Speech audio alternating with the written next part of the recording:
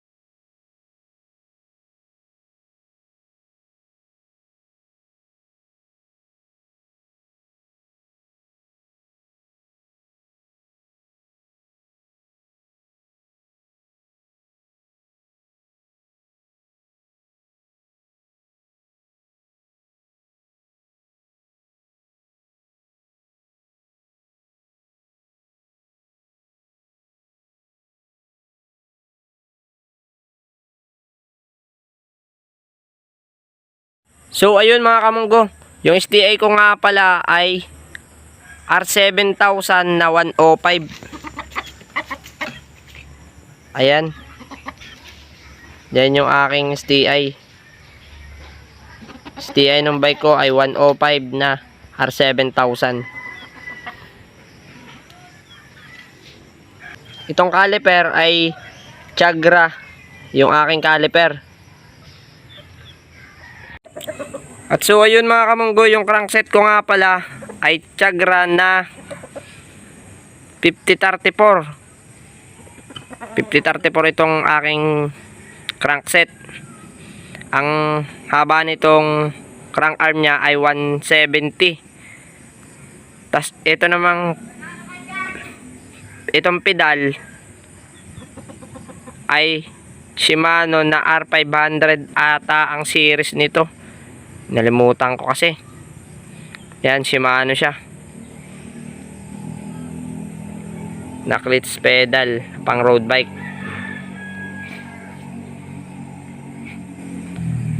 Itong FD naman ng bike ko mga kamunggo ay Shimano rin na 105 R7000 din.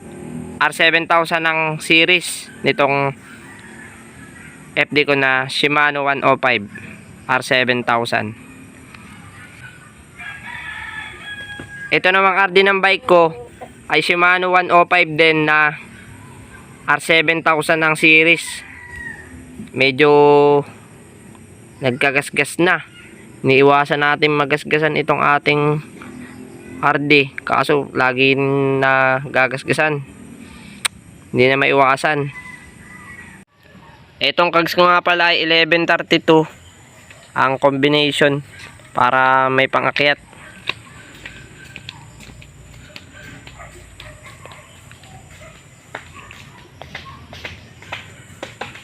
Yung kadena ko nga pala mga kamunggo ay R11.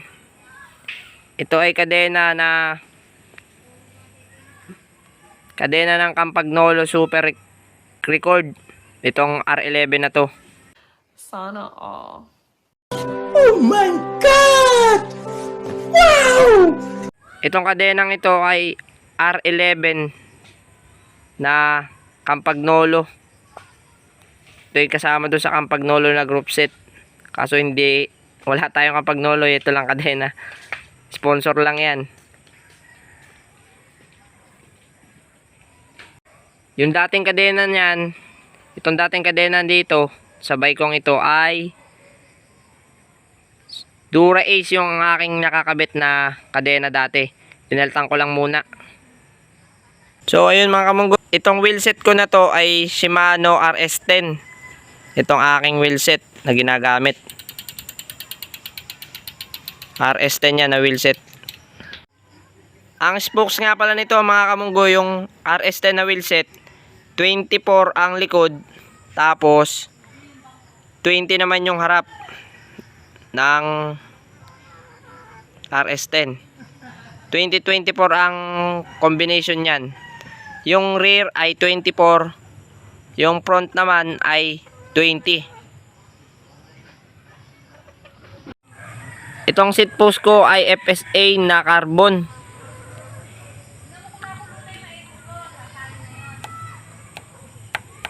Carbon Lodi.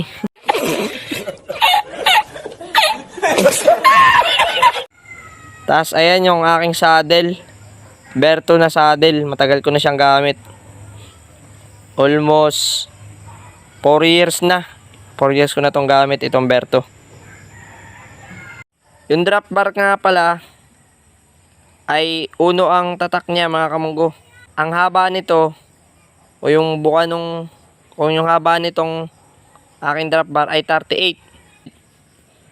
Dati yung nakakabit dyan ay MOB na 42. Ay sobrang haba. Masakit sa braso pagka lalo na sa long ride. Kaya pinalitan ko nitong uno na 38 lang ang haba niya. Para hindi masakit.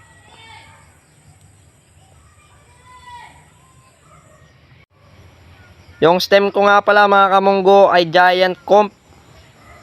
Yan. Giant Comp yan.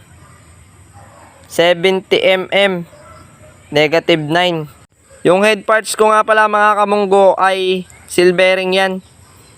Silvering itong aking head parts na Mountain Peak yan. Pinalitan ko lang nitong pinakang taas niya para pantay kasi yung dati medyo nakaumbok. Kaya pinalitan ko nito. Pero Mountain Peak yan. Yung nakakabit na head parts. Yung bar tape ko nga pala mga kamunggo ay Sagmit. Sagmit itong aking bar tape na to. Maganda naman siya. Halos 2 years ko na tong ginagamit itong bar tape na to. Okay naman siya. Maganda naman kasi gawa nitong mga parang ano-anong yan. Mas makapit siya. Maganda yung grip mo.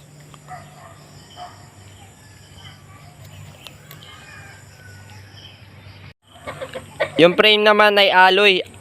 Alloy lang yung frame ko kasi wala pa akong pambiling carbon. At wala talaga naman ako ibibiling carbon. Wala pa akong ipon. Bike check. Alloy Lodi. So ayun mga kamunggo. Bago ko nga pala mabuo yung bike na yan. Halos ilang taon bago ko nabuo. Kasi inutay-utay ko muna. Malaki-laki na rin ang nagagastos ko. Halos lahat doon sa sinesweldo ko. Yung iba ay dito na napupunta sa bike. Dati ay nung una kong binuo ito, ang group set lang niya ay Claris lang. Claris ang group set niyan.